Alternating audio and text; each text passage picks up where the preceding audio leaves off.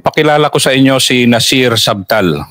Kasama na namin siya ngayon dito sa gobyerno bilang isang kapgu, isa sa mga inaasahan dito sa area ng 18IB na kapgu. Pero ang kanyang mundo bago siya nag-kapgu ay 10 years siya na Abu Sayyaf member dito sa Basilan. Sa tipo-tipo at tuburan siya nag-operate. So, itong interview na ito ay ginagawa natin para maintindihan natin yung pinanggalingan na buhay ni Nasir at para maintindihan natin na katulad niya, may posibleng magbago ang mundo. Yan, ito nga, kaibigan na namin siya. So brother. Ako po si Nasir Sabtal from Tipo-Tipo. 30 years old po. Dati po akong Abu Sayyaf member. Nung nakapasok po ako sa Abu Sayyaf, bata pa po ako. Noon hindi pa po ako marunong humawak ng armas. Ang dahilan doon sa pagpasok, kaya ako nakapasok, naging sumama sa mga ASD. Para sa akin, ang naalala ko noon, dahil lang sa kahirapan, boset. Kasi isa po ako noon na bata pa, nawalan na ng magulang. Walang sumuporta, hindi na nakapag-aral, walang magsuporta. Kaya na-convince ako ng sumama sa ASD. Hindi, alam mo ba kung anong edad mo doon? Ang edad ko noon, mga 13, 14 ata yun. So magka-age talaga kayo ni Saif Omar. 13, 14 na. Teenager, no? Yun lang. Yan po ang ko. Ang naalala ko po, sir. Mga ganon ang edad ganon ang edad mo. Opo, sir. Na sa kahirapan ng buhay, bakit mo naisip na yung Abu Sayyaf makakatulong sa'yo? Kasi yung Abu Sayyaf po, sir, yung na-commander na pinagsamahan ko, kung pumunta yan sila doon sa amin, okay kasi siya sa mga sibilyan. Parang Robin Hood, yung namimigay sila. Sa mga bata, na kumausap sa mga bata, bibigyan ng pera. Hindi ba magpakita ng galit sa mga bata. Hanggang sinama ako doon sa kampo nila. Tapos pagdating doon, pinapakain, tinanong kung anong kulang sa akin. Na yun, kaya ako na-convince sa kanila. Hanggang hindi na ako mag-alis doon na ako sa kanila, hanggang lumaki, hanggang marunong na humawak ng baril. Tapos hanggang sama-sama na kung saan siya maglakad, parang kung may lakad siya, sir, kasi bata pa man ako noon, kung may lakad siya na parang hindi ako sinama, parang may ako sa kanya, parang may nagtampo ba ako, sir? Kung bakit tatay mo na siya. Opo, sir. Parang ganon na. Parang ganon yung turing niya sa akin. Tapos, kung may nalaman ako na may lakad siya, hindi ako nakasama. Parang ganon ako. Ito yung binabanggit mo, yung commander mo. Opo, sir. Pero marami naman siyang tropa, di ba? O, marami. Hindi lang ako, sir. Pero para kang bata na... Oo, para ako lang ang pinakabata doon. Hanggang doon na ako sa kanya magtagal. Hanggang nakasama na ako sa enkwentro, kung saan nag-operate, ganito. Hanggang gabi-gabi, linggo-linggo, pinasukan kami ng mga tropa roon, nag-raid. Hanggang maghihiwalay-hiwalay na kami, sir. So ano yun? Parang dahan-dahanin natin yung kwento mo. So Opo, sige. Sir. So ikaw, nung pumasok ka, kasama mo, namimigay ng pera, paano ko na-convince nun? Binigyan ka kaagad ng baril? Hindi pa naman. Hindi pa naman, sir. So ano ka lang? Parang bata lang na sumasama lang? Parang bata lang. Pinalagaan. Parang ganun ba? Parang hindi lang ako nila pinapabayaan. Parang maawa lang ba sa akin, sir? Pero may magulang ka naman, di ba? Wala na, sir. Bata pa ako naulila ka na agad? Opo, sir. Nung panahon na yun, nawalan ako ng magulang. So parang talagang wala ka ng pamilya? Wala na. Meron, mga kapatid lang. Alam mo na yung kapatid lang. Minsan mahiyata yan Hindi lang katulad ng Hindi lang katulad ng magulang. Kung kapatid lang. So kailan ka nakumbinsi na itong buhay ko na? Kasi 10 taon ng buhay mo naging Abu Sayyaf ka eh. Opo, sir. Kailan ka nakumbinsi na anong punto doon sa pagsali mo na parang hindi, gusto ko na talaga mag-Abu Sayyaf? Ngayon na, sir, hanggang magtagal na ako doon sa kanila, parang ayaw ko na bumalik sa ano. Parang enjoy na ako doon. Humawak ng baril. Doon magsimula na naisipan ko, sasama na talaga sa kanila nung marunong na ako humawak ng ng baril. Makadala na ako ng baril doon sa kanila. Sa inyo, galing kasi ako ng Sulu, Tausug, kultura, ganun eh. Opo, sir. Yakan ka? Opo, sir, yakan. Sa mundo ng yakan, gaano ka yung baril? Gaano ka importante yung baril? Importante yung... Kasi nga, bakit? Yung parang... Importante yung baril sa tingin ko dito sa amin, sir. Kasi, pero hindi naman lahat yung tao ganon ang pag-iisip nila, sir. Meron din yung tribo ng yakan natatakot din sa baril. Ah, meron din? Oo, meron din ganon. Natakot din na humawak ng baril. Pero karamihan, lalong-lalo na yung mga nasa taas, yung kung hindi lang naman yung mga tao na walang hanap buhay ba, walang business, mga ganon, mga civilian lang, doon sa sa taas mga mahirap. Ang inisip nila palagi, kailangan talaga magkaroon sila ng baril. Bakit? Kasi sa tingin nila, kung wala kang baril, yung mga taong sa paligid mo, parang hindi ka nire-respeto, sir. Nire-respeto? Opo. So, hindi lang pala protection, respeto pala. Hindi. Parang ganon na yun, sir. Na respeto at protection. Respeto at saka protection. Kasi, okay din yun. Nagsama na yan doon. Respeto at saka protection. Kasi kung wala kang baril, wala kang pang-protect sa pamilya mo at sa sarili mo mismo. Sandali ah. So, ibig sabihin yung baril sa inyo, hindi ang pangunahing gamit ng baril sa inyo, hindi pangpatay ng sundalo, kundi Hindi naman sa ganon, sir. Hindi yan. Ikwento mo nga. So, hindi yan. Ang baril sa tribo namin ng Yakan, sir, hindi lang yan na... Pero meron naman yan na mag-isip na ganon. Pang sundalo? Oo, pang sundalo. Pero hindi lahat. Hindi lahat. Yung katulad ng mga baril ng mga civilian, o kaya MILF, o kaya MNLF. Pero MILF at saka MNLF, meron din yan sa grupo nila nag-isip na ganon. Na pang sundalo? Oo, pang sundalo. Pero ikaw? Karamihan, ang inisip nila, pang-protekta sa, sa lugar nila.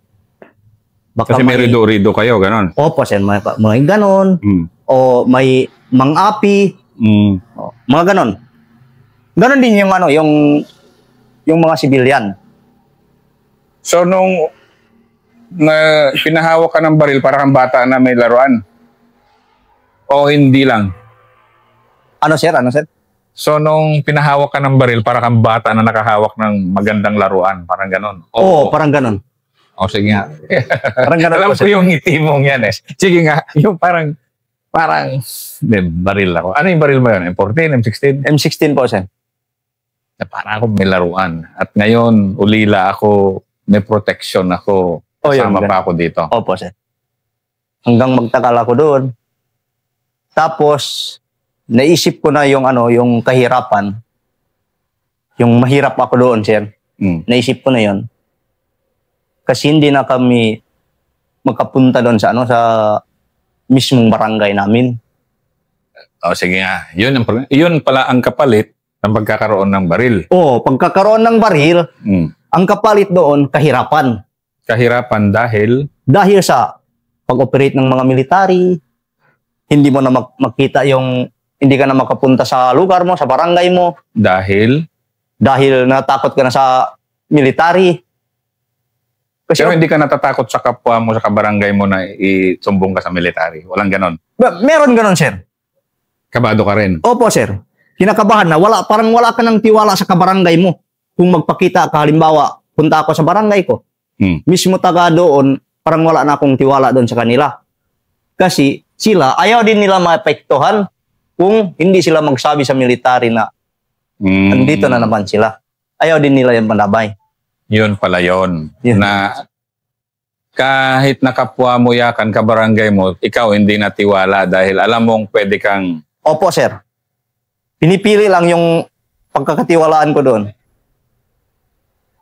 So yun, batang Abu Sayyaf, mga 13, 14 years old ka Opo, nun. sir. Ilang taon ka sa Abu Sayyaf bago ka napabakbak? Unang encounter? Encounter, diyan, tipo-tipo. Marami-rami, di ba? Unahin, isa-isahin natin. So, Yeah. unang encounter mo, binyag, baptism of fire. Paano nangyari? Diyan, sa encuentro, sir, na sama ako sa Abu Sayyaf. Sige nga, ikwento mo nga kasi ito, ano to ngayon? Makita nila na, Nung ilang taon ka na nun sa loob? matagal, sir. 2007 hanggang 2017 ako nakapag, Hindi, ilang taon ka bago ka na unang na-enkwentro? Ilang taon ka sa loob bago ka unang na-enkwentro? mga 14. Hindi 14 years? Opo, sir. Kasama ako sa encuentro, may sinamahan ako na encuentro na hindi pa ako marunong humawak ng baril. Sama lang. Paano yun? May ganun pala kayo? Meron po, sir. Sige nga, ito yung una mo. Opo, sir. Ikwento mo nga yung una mo. Kasi medyo mahirap-hirap din yan na wala kang encounter ka pero wala kang baril. Walang baril. Kasi bata pa ako noon, sir. Magdala lang ako ng mga bag, gamit. Yung mga kasama ko. Unang pukpukan, pup. Anong naramdaman mo? Wala kang baril. Wala akong sir. Wala. Parang hindi ba ako naisipan ng takot. Ha? Parang Bakit? nagulat. Ganito pala yung inisip ko. Parang excited ba, sir? Kasi first time ko nakarinig ng ganon na putok. Yung para sa akin, noon, parang excited ako para sa akin. Ganito pala yung yung naggera, ganito. Kasi yung normal na bata sa sir. Pilipinas, hindi excited sa putok. Ano yan? Talagang takot na takot. Maliban siguro yung nagko-computer games, di ba? Puro barilan yun. Opo, Diba? sir. Pero ibang ito, totoo na to. Pero totoo yan, sir. Hindi pa ako naisipan ng na hindi ako na pasukan ng takot noon. Ang naisip ko, ganito pala, enjoy. Parang enjoy. Enjoy. Inaano natin yung utak mo. Paano yung pan mo? Tapos, tinignan ko yung mga kasama ko. Gumagapang na doon. Tapos, tinignan ko pala yung mga damo doon sa sa tabi ko. Putol-putol na. ng bala. Dinuburdahan na rin ng Opo, bala sir. yung mga damo doon. Opo, sir, ng mga So, damo. ikaw ngayon, parang excited ka pa rin. Ngayon, Ito, dito lang muna tayo. Marami kang encounter eh. Ano muna tayo? Yung una mo. opo, sir. So, walang takot. Wala pa, sir. Nung first time ko sumama sa wala pa akong takot. Pero pag sa sunod nung marunong na ako humawak ng baril, diyan naisip ko na yung takot. Baliktad. Natakot na ako, opo. Baliktad. Nung nagkabaril ka, Opo, wala pa akong baril. Hindi ako natakot. Nung nagkabaril ako, natakot na ako. sige, Kasi yung pag-iisip ko, parang may isipan na ba ako, sir? na maaari kang mamatay. Opo, sir. Kasi noon sa sinasabi ko na first time ko nakasama sa encounter, parang wala pa akong isipan na isip na bata pa talaga. Sige, itong una mo na medyo natakot ka. Bakit? At paano yung encounter na yun? I-detail yan natin kasi Opo, sir. kakampi ka Paano naman. ako naging natakot doon? encounter. I-detail mo muna paano nagsimula yung encounter na yun. Saan yun? Yun. Dito sa sir, sa tipo-tipo. Nung ng Marines. Marines ang kalaban nyo? O Marines. Medyo marami-raming bala yun. Una ata yun sa encounter dito sa sa Ginanta. Yung maraming pugutan ng ulo. Hindi, sige nga, balikan nga natin Encounter. Ito muna, yung encounter mo na medyo kinabahan ka ng kaunti. Opo. Ikwento mo muna yun bago yung pugutan ng ulo. Okay, sir. So, boom, salpukan. Marines ang kalaban. Marines ang kalaban. Alam ko, ang bumira ang baril. Ang Marines, kasi kasama namin yan sa 2000. Talagang daming bala talaga. Opo, sir. Kaya kasi siguro natakot sa dami ng bala nila. Opo, sir. Ang daming Tapos, bala. maraming natamaan doon sa mga Kasi nag-combine yung MILF at saka Abu Sayyaf noon. Sa tipo-tipo municipality. Maraming tinamaan sa inyo. Oo, maraming tinamaan. Kaya, doon ko doon na ako napasukan ng ng kaba konti. Pagtingin ko yung mga kasama ko, pilay, dugo. Pero hindi kayo nang iiwan ng patay nyo eh. May namatay sa inyo nun. Meron. Pero hindi nyo iniiwan. Hindi iniiwan, sir. Dahil Dahil sa hindi yan pwede na kailangan talaga kami ang nakaano sa kanya. para ilibing nyo. No, nakalibing. May libing na maayos. Opo, sir. May libing na maayos kasi kailangan din sambahayang bago ilibing. Kaya talaga nyo tinatakbo Oo. talaga. Opo, sir. Paano yung tinatakbo? Inaano nyo sa sa nyog? Paano Opo, sir. nyo? Ganun lang. Ganun. Ikwento mo nga yung technique nyo. Ikwento mo nga yung technique nyo kasi ginagawa rin namin. Pero sige, ikaw mismo magkwento paano nyo itinatakbo na mabilisan yung mga patay nyo.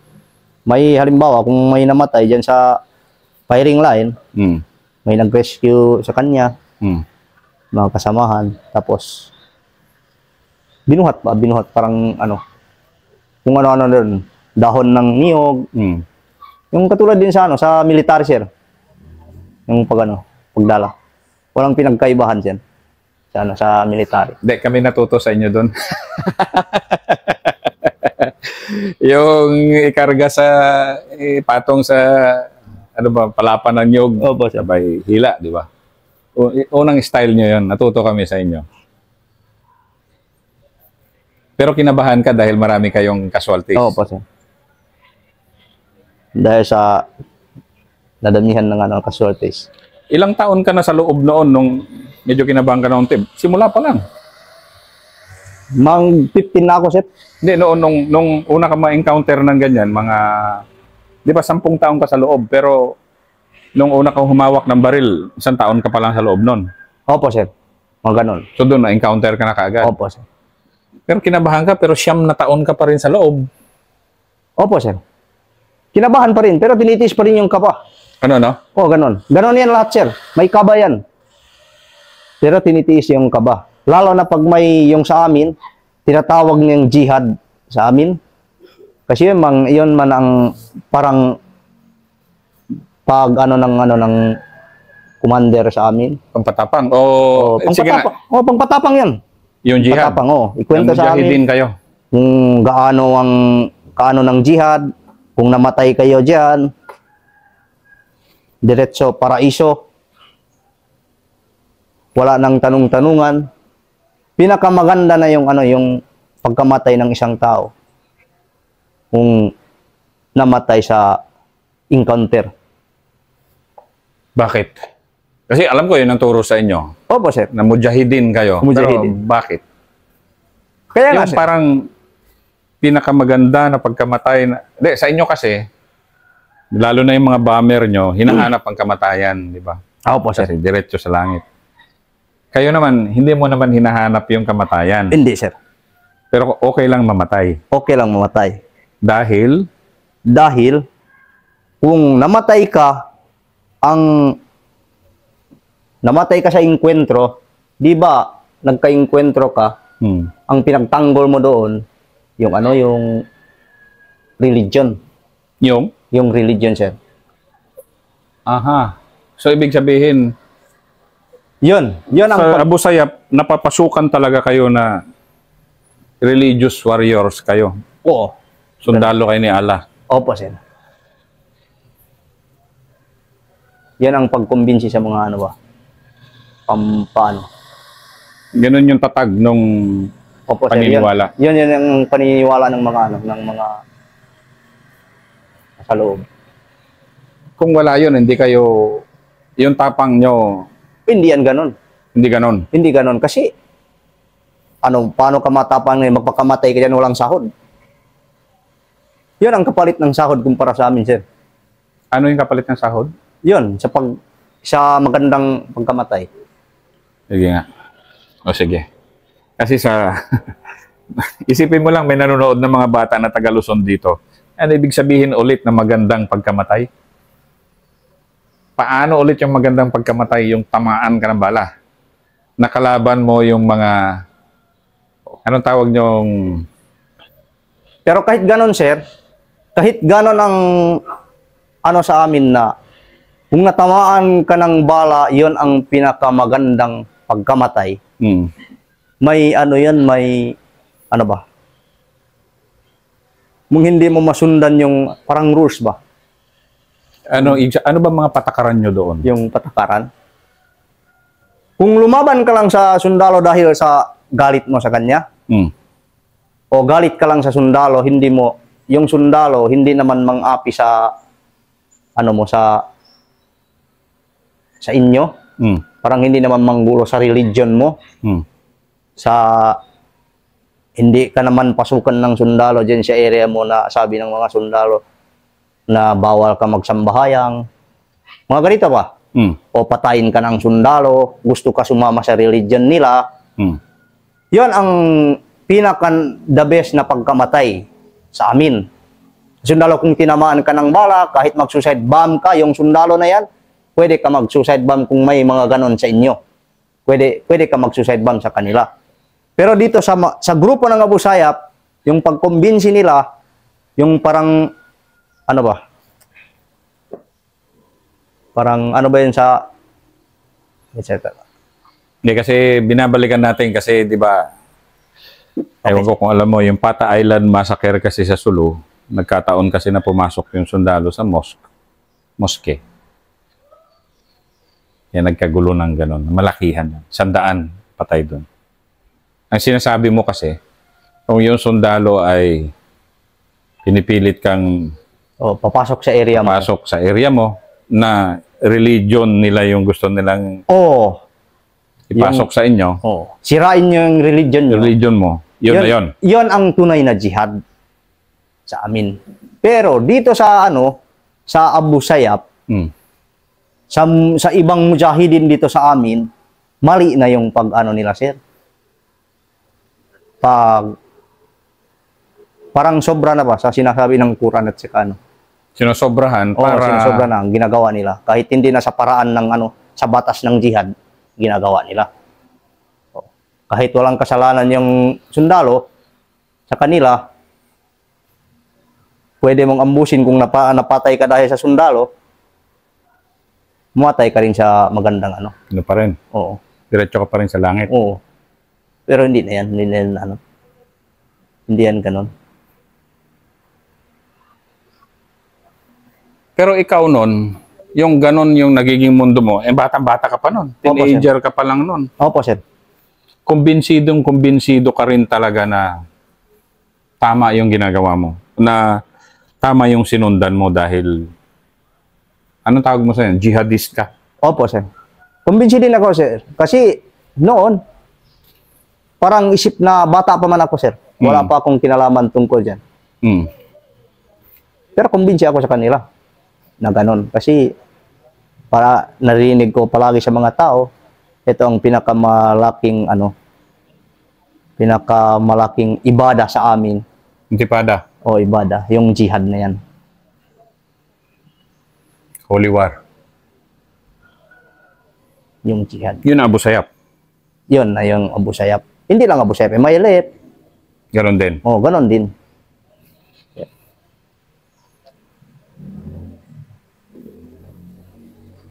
Kasi kinukwento natin ngayon dahil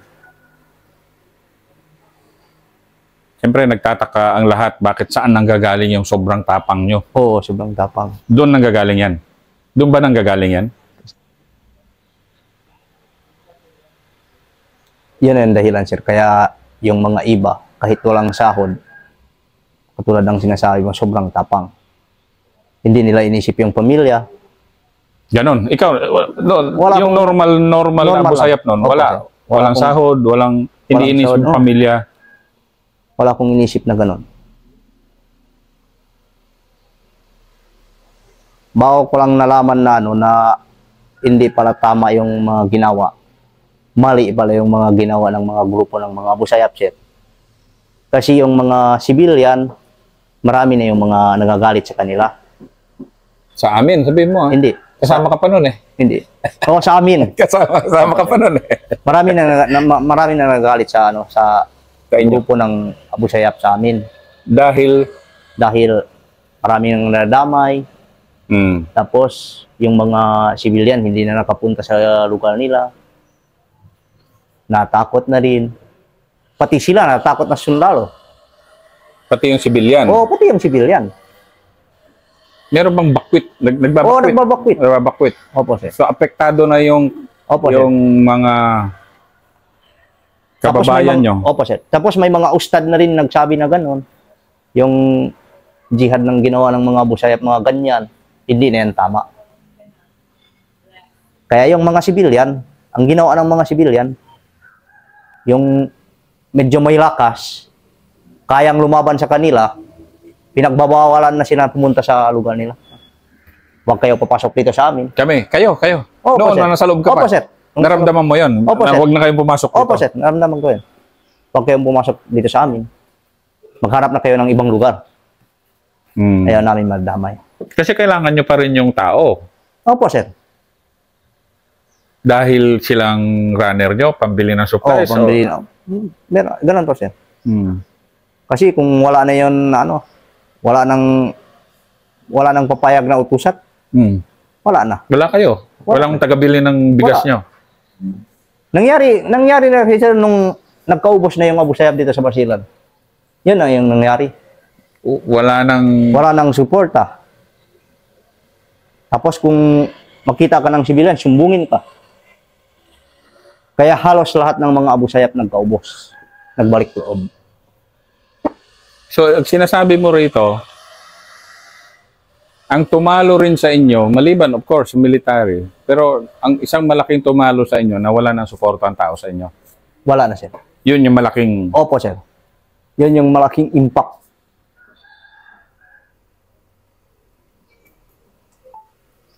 Ito ang first episode ni Nasir.